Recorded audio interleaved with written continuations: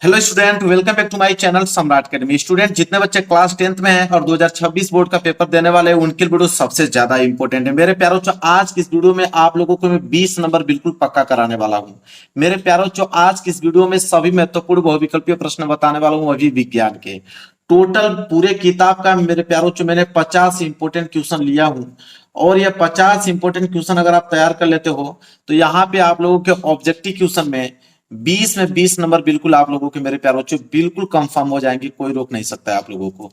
पूरे किताब का डिटेल में आप लोगों को बताऊंगा, एक एक क्वेश्चन आप लोगों को अच्छे तरीके से आप लोगों को समझाऊंगा, ताकि आप इन 50 क्वेश्चन को अच्छे तरीके से समझ लो और याद कर लो। इससे बाहर आपकी एग्जाम में नहीं आएंगे, इस बात का दावा करता हूं मैं। बस सारे क्वेश्चंस आपको याद होने चाहिए।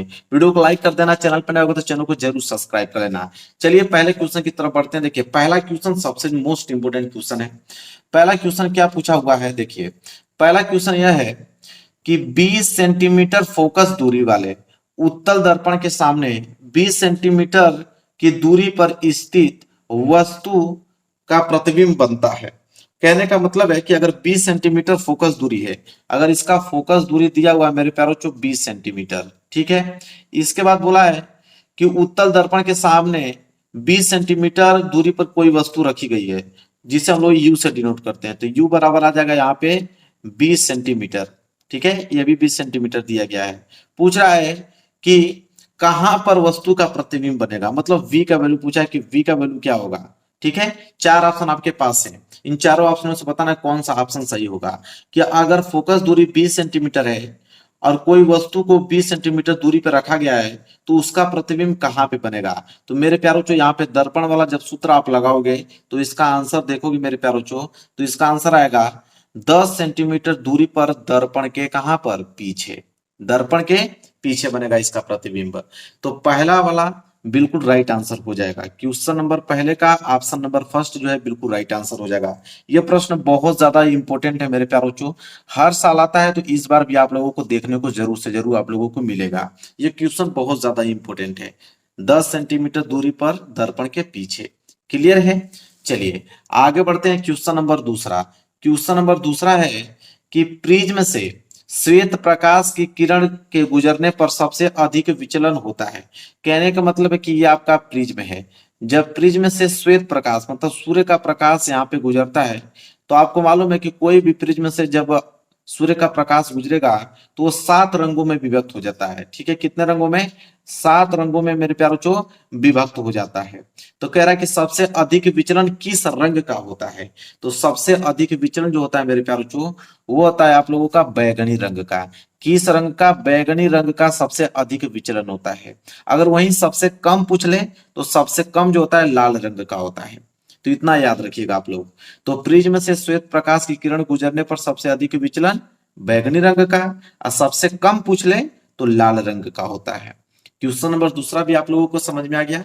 चलिए आगे बढ़ते हैं क्वेश्चन नंबर तीसरे की तरफ। देखिए मेरे प्यारों जो क्वेश्चन नंबर तीसरा क्या है।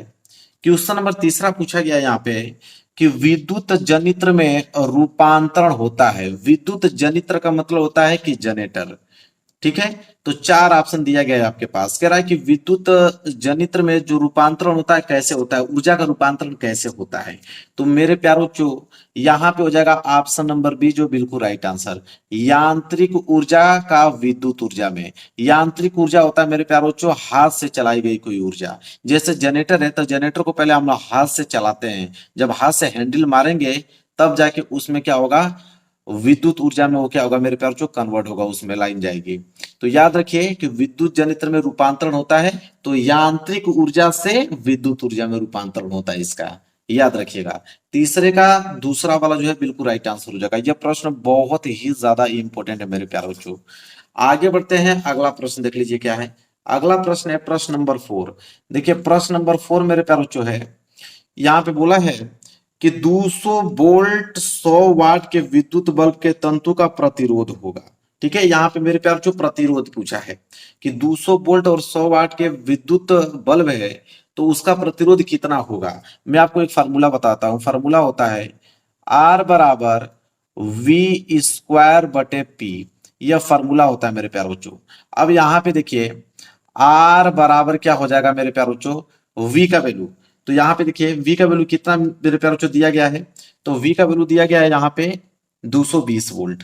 तो यहाँ पे बोला क्या है v स्क्वायर, तो v स्क्वायर मतलब यहाँ पे 220 गुणे 220, क्लियर है।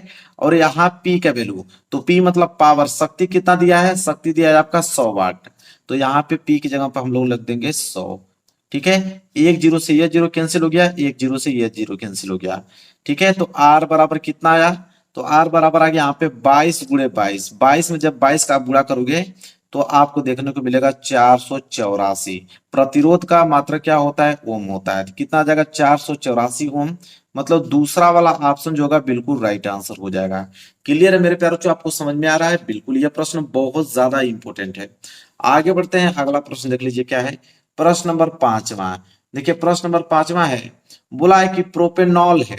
अब इन चारों ऑप्शनों से बताना कि प्रोपेनॉल क्या है। बिल्कुल सिंपल है मेरे प्यारों, प्रोपेनॉल जो है वो ऑप्शन नंबर 4 होगा, क्या C3H6OH। ये क्या है मेरे प्यारों, प्रोपेनॉल है। ये बहुत इंपॉर्टेंट प्रश्न मेरे प्यारों आप लोगों को बता रहा हूं, ठीक है। आप बिल्कुल याद कर लीजिएगा इन प्रश्नों को। प्रश्न नंबर 6 देखिए क्या है, अधातु है। अब यहाँ पे 4 ऑप्शन दिया गया है, आपको पूछा इसमें से कि इसमें से अधातु कौन है। तो अधातु की अगर आप बात करें तो अधातु यहाँ पे है, तो देखिए अधातु जो होगा मेरे प्यारे बच्चों वो option number B fluorine. Fluorine जो होता है अधातु होता है, तो बी वाला ऑप्शन जो होगा, दूसरा ऑप्शन जो होगा बिल्कुल राइट आंसर हो जाएगा। क्वेश्चन नंबर 6 भी आप लोगों को समझ में आ गया। चलिए आगे बढ़ते हैं क्वेश्चन नंबर 7 की तरफ। देखिए अगला प्रश्न क्या है, प्रश्न नंबर 7। प्रश्न नंबर 7 है कि ठंडे जल से हाइड्रोजन गैस बनती है। मतलब कहने का मतलब मेरे प्यारे बच्चों कि इसमें से किससे अगर ठंडा जल अभिक्रिया कर लेगा, कि अभिक्रिया करने के बाद उत्पाद में हाइड्रोजन गैस निकलेगा। 4 ऑप्शन आपके पास है, तो वह आपका मेरे प्यारे बच्चों ऑप्शन नंबर सी सोडियम। अगर सोडियम के साथ ठंडे जल मिला दिया जाए तो उत्पाद के रूप में आप देखोगे तो उसमें से हाइड्रोजन गैस निकलता हुआ नजर आएगा। तो 7वें का तीसरा वाला ऑप्शन जो होगा बिल्कुल राइट आंसर हो जाएगा। बात करते हैं अगले प्रश्न की तरफ। प्रश्न नंबर 8वां, 8वां है कि मनुष्य में वृक्क एक तंत्र का भाग है जो संबंधित है। वृक्क मतलब क्या होता है मेरे प्यारे बच्चों, किडनी। वृक्क मतलब क्या होता है, किडनी होता है। तो कह रहा है कि किडनी संबंधित होता है, किससे संबंधित होता है, पोषण से, श्वसन से, उत्सर्जन से, कि परिवहन से। तो किडनी का कार्य होता है उत्सर्जन का काम करने का। तो यहाँ पे तीसरा वाला जो होगा बिल्कुल राइट आंसर हो जाएगा, ठीक है। समझ में आ रहा है। आगे बढ़ते हैं, अगला प्रश्न देखिए, प्रश्न नंबर 9। प्रश्न नंबर 9 है कि स्वपोषी पोषण के लिए आवश्यक है। स्वपोषी पोषण का मतलब होता है कि जो पौधा अपना स्वयं भोजन बनाता हो, ठीक है। तो स्वपोषी पोषण का मतलब हो कि जो भोजन अपना स्वयं बनाते हैं, जैसे हुआ पौधा। तो पौधा अपना भोजन जो होता है मेरे प्यारे बच्चों वो स्वयं बनाता है। तो उसके लिए क्या आवश्यकता होती है, कार्बन डाइऑक्साइड तथा जल की, कि क्लोरोफिल की, सूर्य के प्रकाश के, उपयुक्त सभी। तो आपको बता देना चाहूंगा कि ऑप्शन नंबर 4 जो होगा बिल्कुल राइट आंसर होगा, क्योंकि पौधा अपना भोजन स्वयं बनाता है, उसके लिए उसको कार्बन डाइऑक्साइड भी चाहिए, जल भी चाहिए, क्लोरोफिल भी चाहिए और सूर्य का प्रकाश भी चाहिए। इन सभी के मिश्रण से तब अपना वो भोजन तैयार करता है। इसलिए चौथा वाला ऑप्शन जो होगा बिल्कुल राइट आंसर हो जाएगा। क्लियर है। चलिए आगे बढ़ते हैं, प्रश्न नंबर 10वां। प्रश्न नंबर 10वां है कि अलैंगिक जननन मुकुलन द्वारा होता है। तो अलैंगिक जननन मुकुलन द्वारा क्या होता है, ठीक है। अमीबा में होता है, कि ईस्ट में, कि प्लाज्मोडियम में होता है, कि लिस्मानिया में होता है। 4 ऑप्शन आपके पास दिया गया है। तो अलैंगिक जनन मुकुलन जो होता है वो ईस्ट में होता है। कहां पे होता है, ईस्ट में। दूसरा वाला ऑप्शन जो होगा बिल्कुल राइट आंसर हो जाएगा। कहां पे होगा, ईस्ट में। बात करते हैं आगे, प्रश्न नंबर 11। प्रश्न नंबर 11 है कि पराग कोश में होते हैं, ठीक है। 4 ऑप्शन आपके पास दिया गया है। तो पराग कोश में क्या होंगे, तो देखिए पराग कोश में तो पराग के कण ही होंगे। तो चौथा वाला ऑप्शन होगा जो बिल्कुल राइट आंसर हो जाएगा। देखिए पराग कोश में पराग के कण पाए जाते हैं। क्लियर है। तो 11 का जो चौथा वाला होगा बिल्कुल राइट आंसर हो जाएगा। आगे बढ़ेंगे क्वेश्चन नंबर 12 की तरफ। चलिए देखिए क्वेश्चन नंबर 12 क्या है। क्वेश्चन नंबर 12 पूछा गया है कि वक्रता त्रिज्या का मात्रक होता है। कहने का मतलब कि वक्रता त्रिज्या का मात्रक क्या होता है, मीटर, सेंटीमीटर, मिलीमीटर, की ये सभी। तो देखिए वक्रता त्रिज्या को हम मीटर में भी नाप सकते हैं, मिलीमीटर में भी नाप सकते हैं और सेंटीमीटर में भी नाप सकते हैं। इसलिए चौथा वाला ऑप्शन जो होगा बिल्कुल राइट आंसर हो जाएगा। क्लियर है। चलिए आगे बढ़ते हैं, अगला प्रश्न देखिए। अगला प्रश्न है प्रश्न नंबर 13। प्रश्न नंबर 13 क्या है, बोला है प्रश्न नंबर 13वां कि एक पारदर्शी माध्यम से दूसरे पारदर्शी माध्यम में प्रवेश करने पर एक प्रकाश किरण के लिए अपवर्तन कोण का मान आपतन कोण की तुलना में अधिक होता है यदि प्रकाश की किरण, कहने का मतलब है कि यहाँ पे अगर एक पारदर्शी माध्यम से दूसरे पारदर्शी माध्यम में प्रकाश जो है प्रवेश करता है तो अपवर्तन कोण का मान आपतन कोण की तुलना में अधिक कब होगा? तो मेरे प्यारों जो कब होगा कि जब प्रकाश की किरण सघन माध्यम से विरल माध्यम में जा रही है। अगर प्रकाश की किरण सघन माध्यम से विरल माध्यम में जाएगी तो अपवर्तन कोण का मान जो होता है वो आपतन कोण की तुलना में अधिक होता है। क्लियर है? तो पहला वाला ऑप्शन जो होगा बिल्कुल राइट आंसर हो जाएगा, सघन माध्यम से विरल माध्यम में। आगे बढ़ते हैं, अगला प्रश्न देखिए। अगला प्रश्न क्या है मेरे प्यार, प्रश्न नंबर यहाँ पे 14। प्रश्न नंबर 14 यहाँ पे दिया गया है कि प्रतिरोध आर के किसी तार के टुकड़े को 4 बराबर भागों में काटा जाता है। इन टुकड़ों को फिर समांतर क्रम में संयोजित कर देते हैं। यदि तुल्य प्रतिरोध आर डैश हो तो आर डैश बटे आर अनुपात मान होगा। ठीक है, इसका मैं आपको ट्रिक बताता हूं। यह प्रश्न हर साल आता है मेरे प्यारे बच्चों, बहुत ही इंपॉर्टेंट प्रश्न है। ट्रिक इसका क्या है कि अगर आपको बोल दे कि प्रतिरोध आर है, उसका 4 टुकड़ा किया गया है। कितना टुकड़ा? 4 टुकड़ा किया गया है और 4 टुकड़ा करने के बाद उसको समांतर क्रम में जोड़ा गया है। तो पूछा है यहाँ पे कि आर डैश बटे आर का मान बताइए। तो जब भी आर डैश बटे आर का मान पूछे तो उसका आंसर हो जाएगा 1/16। कितना होगा मेरे प्यारे बच्चों? 1/16 होगा। मतलब चौथा वाला ऑप्शन जो है बिल्कुल राइट आंसर हो जाएगा। कभी कभी क्या करता है मेरे प्यारे बच्चों कि अनुपात आर को ऊपर कर देता है और आर डैश को नीचे कर देता है। जब यह वाला अनुपात पूछे तो इसका आंसर क्या हो जाएगा? 16 हो जाएगा। बस 2 ही प्रकार के प्रश्न इसमें बन के आता है, या तो अनुपात ये वाला दे देगा या तो अनुपात आपको ये वाला दे देगा। तो दोनों केस आपको याद हो गए। चलिए आगे बढ़ते हैं क्वेश्चन नंबर 15 की तरफ। अगला प्रश्न देखिए, प्रश्न नंबर 15। देखिए प्रश्न नंबर 15 क्या है, कह रहा है कि विद्युत धारा का मापन किया जाता है। मतलब विद्युत धारा जो होता है उसका मापन किससे किया जाता है? तो विद्युत धारा का मापन जो होता है मेरे प्यारे बच्चों अमीटर से किया जाता है। किससे किया जाता है? अमीटर से। दूसरा वाला ऑप्शन जो होगा बिल्कुल राइट आंसर हो जाएगा।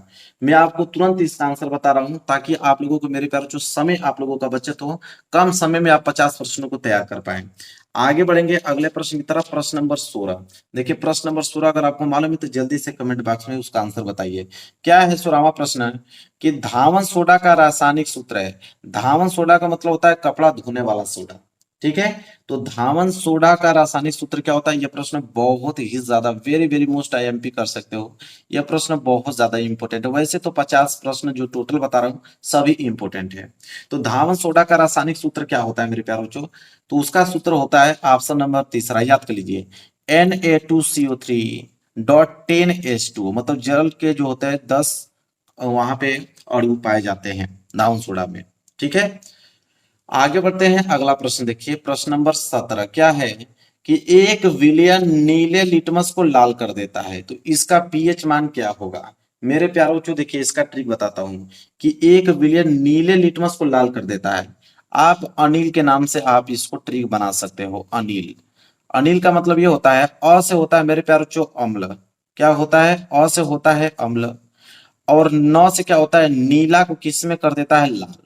तो जब कोई लिटमस नीले को लाल में कर देता है तो वो होता है आपका अम्ल। क्या होता है? अम्ल। और अम्ल का पीएच मान क्या होता है मेरे प्यारे बच्चों? 7 से कम होता है। 7 से कम मतलब यहाँ पे 6 जो होगा बिल्कुल राइट आंसर हो जाएगा। ठीक है, क्लियर है? आपको समझ में आ गया? बहुत शानदार ट्रिक है। इस ट्रिक की मदद से आप इसको याद कर पाओगे। आगे बढ़ेंगे प्रश्न नंबर 18। प्रश्न नंबर 18 प्रश्न यह है कि निम्न में से कौन ऊर्जा का सिक्का या मुद्रा के रूप में जाना जाता है? ऊर्जा का सिक्का का मतलब होता है एनर्जी ऑफ मनी। तो एनर्जी ऑफ मनी किसको कहा जाता है मेरे प्यारे बच्चों? एटीपी को। किसको कहा जाता है? एटीपी को कहा जाता है। दूसरा वाला जो होगा बिल्कुल राइट आंसर हो जाएगा। बहुत इंपॉर्टेंट ये भी प्रश्न है। आगे बढ़ेंगे प्रश्न नंबर 19 की तरफ। देखिए प्रश्न नंबर 19 क्या है? प्रश्न नंबर 19 है कि निम्न में से कौन सा एक केवल जंतुओं में पाया जाता है? बताना कि चारों ऑप्शनों में से केवल जंतुओं में क्या पाया जाता है। श्वसन हार्मोन्स की वृद्धि की तंत्रिका तंत्र। तो यहाँ पे जो तंत्रिका तंत्र है वो केवल जंतुओं में पाया जाता है। दूसरा वाला जो होगा बिल्कुल राइट आंसर हो जाएगा। आगे बढ़ेंगे प्रश्न नंबर 20वें की तरफ। देखिए प्रश्न नंबर 20वां क्या है, कह रहा है कि मेंडल ने अपना प्रयोग निम्न में से यहाँ पे से होगा, निम्न में से किस पौधा पर किया था। मतलब मेंडल ने जो प्रयोग किया था वो किस पौधे पर किया था यह पूछा है। तो ये तो सिंपल जवाब है, आप लोगों को भी इसका आंसर मालूम होगा, किस पे, मटर पे। यहाँ पे पहला वाला ऑप्शन जो होगा बिल्कुल राइट आंसर हो जाएगा। बात करते हैं अगले प्रश्न की तरफ। प्रश्न नंबर 21, प्रश्न नंबर 21 है कि निम्नलिखित में से कौन सी एक पराबैंगनी किरणें को पृथ्वी पर आने से रोकती है। तो मतलब कौन पराबैंगनी किरणों को पृथ्वी पर आने से रोकती है, तो वो होता है आपका ओजोन परत। कौन, ओजोन परत का कार्य यह होता है कि यहाँ पे जो पराबैंगनी किरणें होती हैं वो पृथ्वी पर आने से रोकती हैं। ठीक है, ओजोन परत।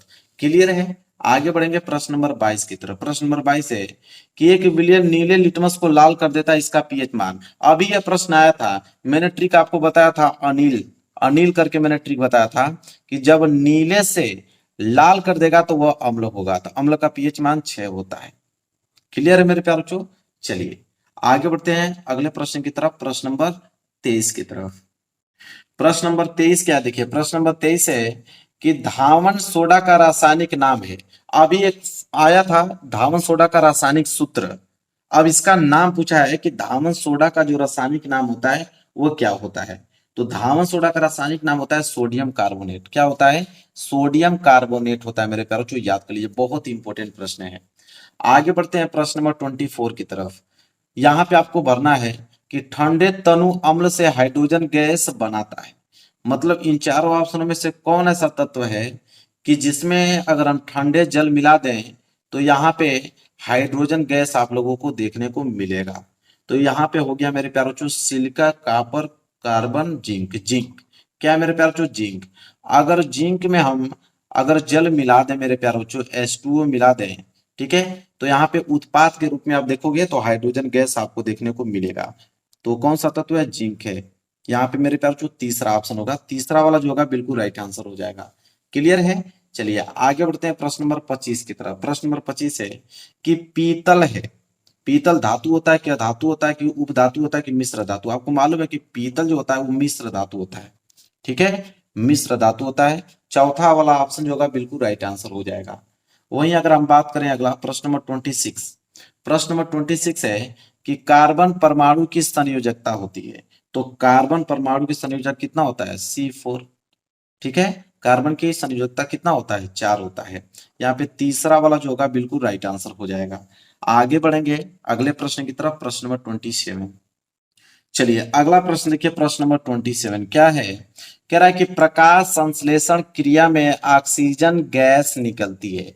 मतलब कि प्रकाश संश्लेषण जब होता है, ठीक है, तो उस क्रिया में ऑक्सीजन गैस निकलती है। तो ऑक्सीजन जो गैस निकलता है कहां से निकलता है प्रकाश संश्लेषण में, यह क्वेश्चन में पूछा हुआ है। ठीक है, तो गैस जो होता है ऑक्सीजन गैस वो जल से निकलता है। प्रकाश संश्लेषण जब होता है मेरे प्यारे बच्चों, जब पौधा अपना भोजन बनाता है तो ऑक्सीजन वहां से निकलता है, ऑक्सीजन गैस। तो ऑक्सीजन गैस किसके माध्यम से निकलता है, जल के माध्यम से निकलता है। आगे बात करेंगे प्रश्न नंबर 28। प्रश्न नंबर 28 क्या है कि स्वपोषी पोषण के लिए आवश्यक है। अभी प्रश्न आया था, मैंने जिक्र किया कि जो अपना भोजन स्वयं बनाते हैं, जैसे पौधा, तो पौधा जब अपना भोजन बनाता है तो उसको कार्बन डाइऑक्साइड भी चाहिए, जल भी चाहिए, सूर्य का प्रकाश भी चाहिए और क्लोरोफिल भी चाहिए। इसलिए चौथा वाला ऑप्शन जो होगा बिल्कुल राइट आंसर हो जाएगा। क्लियर है। चलिए आगे बढ़ेंगे अगला प्रश्न की तरफ, प्रश्न नंबर 29। प्रश्न नंबर 29 है कि यकृत स्रावित करता है। यकृत मतलब होता है लीवर। तो लीवर क्या स्रावित करता है, ठीक है, लीवर क्या स्रावित करता है मेरे पास, बहुत इंपोर्टेंट प्रश्न है। तो लीवर की अगर हम बात करें तो पीत रस को स्रावित करता है। किसको, पीत रस को स्रावित करता है। तीसरा वाला ऑप्शन जो होगा बिल्कुल राइट आंसर हो जाएगा। आगे बढ़ते हैं प्रश्न नंबर 30वें की तरफ। बोला है कि पादप में जाइलम उत्तरदायी है। पादप मतलब पौधा, तो पौधा में जो जाइलम का कार्य होता है, तो जाइलम का कार्य क्या होता है, मैं आपको एक ट्रिक बताता हूं। देखिए जाइलम का मतलब होता है, देखिए जाइलम, यहां से ज उठा लीजिए, यहां से ल उठा लीजिए, तो जाइलम का मतलब होता है मेरे प्यार जल। ठीक है, ट्रिक बना लीजिए, ज से जाइलम, ज से जल। तो पादप में जाइलम का कार्य होता है जल का संवहन करने में। मतलब जल का वहन करने में। क्लियर है, पहला वाला ऑप्शन जो होगा बिल्कुल राइट आंसर हो जाएगा। एक प्रश्न और पूछ लेता है फ्लोएम, पूछता है कि पादप में फ्लोएम का कार्य क्या होता है। तो फ्लोएम मतलब एफ, ठीक है, एफ से फ होता है तो आप यफ याद कर लीजिए। यफ से मतलब होता है फूड, फूड मतलब होता है भोजन। तो अगर आपसे पूछे कि पादप में फ्लोएम का कार्य, तो फ्लोएम का कार्य तो भोजन का वहन करने में होता है, लेकिन यहाँ पे प्रश्न तो जाइलम पूछता है, तो जाइलम मतलब जल का वहन। क्लियर है, दोनों प्रश्न मैंने बता दिया आप लोगों को, यहीं पे कंफ्यूज मत होइएगा। कोई भी प्रश्न पूछे उसका आंसर आप तुरंत बता पाओगे। आगे बढ़ेंगे प्रश्न नंबर 31 की तरफ। देखिए प्रश्न नंबर 31 क्या है, कह रहा है प्रश्न नंबर 31 कि केवल जल में घुलनशील होता है। वेरी वेरी मोस्ट इंपोर्टेंट प्रश्न आ गया। तो केवल जल में घुलनशील जो होता है मेरे प्यारे बच्चों, वो होता है बी सी, विटामिन बी और सी होता है। तो देखिए इन दोनों में से कौन सा ऑप्शन दिया, तो बी तो दिया नहीं है लेकिन सी दिया हुआ है, इसलिए चौथा वाला जो होगा बिल्कुल राइट आंसर हो जाएगा। ठीक है, पूछता है कि जल में घुलनशील, एक होता है वसा में घुलनशील। तब जब वसा में घुलनशील पूछ ले तो उसका फार्मूला होता है कीड़ा, मैट्रिक बनाया हूं कीड़ा, मतलब विटामिन के, vitamin E, vitamin D, vitamin A, ये वसा में घुलनशील होते हैं। और जल में क्या होता है, जल की अगर बात करें तो जल में घुलनशील होता है विटामिन बी और सी, जो कि ऑप्शन में सी दिखा है, इसलिए चौथा वाला ऑप्शन जो होगा बिल्कुल राइट आंसर हो जाएगा। इसके बाद देखिए 32वां प्रश्न क्या है कि पराग कोष में होते हैं। तो पराग कोष में तो पराग के कण ही होंगे मेरे प्यारे बच्चों, चौथा वाला ऑप्शन जो होगा बिल्कुल राइट आंसर हो जाएगा। एक बार एक प्रश्न आया भी था। आगे बात कर लेते हैं प्रश्न नंबर 33। पूछा है कि डीएनए पाया जाता है, मतलब डीएनए कहाँ पाया जाता है। यह बात सबको मालूम होना चाहिए कि डीएनए जो होता है वो तो केंद्रक में पाया जाता है। कहाँ पे पाया जाता है मेरे प्यारे जो, डीएनए जो होता है केंद्रक में पाया जाता है, इसलिए चौथा वाला ऑप्शन जो होगा बिल्कुल राइट आंसर हो जाएगा, केंद्रक में। आगे बढ़ते हैं, अगला प्रश्न है प्रश्न नंबर 34। मुकुलन पाया जाता है, ठीक है, वेरी वेरी मोस्ट इंपोर्टेंट है, मुकुलन पाया जाता है। तो मुकुलन जो होता है मेरे प्यार जो हाइड्रा में पाया जाता है, कहाँ पे, हाइड्रा में। मुकुलन कहाँ पाया जाता है, हाइड्रा में पाया जाता है। क्लियर है, आगे बढ़ेंगे। अगला प्रश्न है प्रश्न नंबर 35। चलिए अगला प्रश्न है प्रश्न नंबर 35 क्या है, कह रहा है कि मेंडल के अनुसार, मेंडल के अनुसार मटर के शुद्ध लंबे पौधे का जीन प्रारूप होता है।